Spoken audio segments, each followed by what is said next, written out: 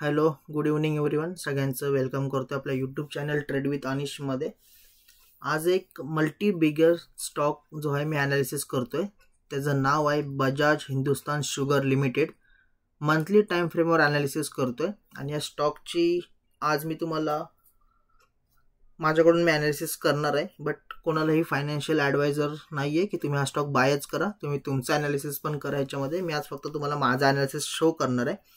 Okay, आपल्या YouTube चॅनलवर हा व्हिडिओ जो आहे हा 5-10 मिनिटांमध्ये पोस्ट केला जाईल. व्हिडिओला जास्तीत जास्त लाईक्स, कमेंट्स अँड शेअर करा आपल्या चॅनलला आणि चॅनलला जास्तीत जास्त ग्रो करा. ओके, सो ॲनालिसिसला आपण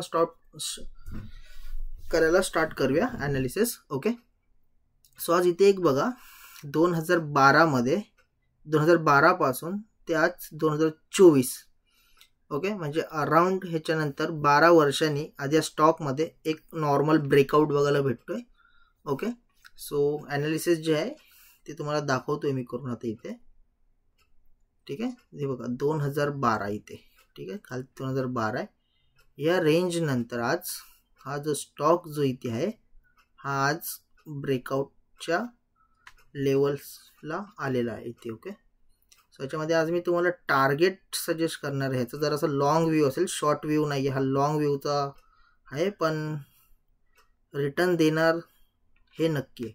ओके, आज ह्याच्यामध्ये तुम्हाला मी टार्गेट सांगतोय. एंट्री आपली ह्या लेवलला असेल, म्हणजे अराउंड 40 रुपीजला आपण बाय करायचं आहे.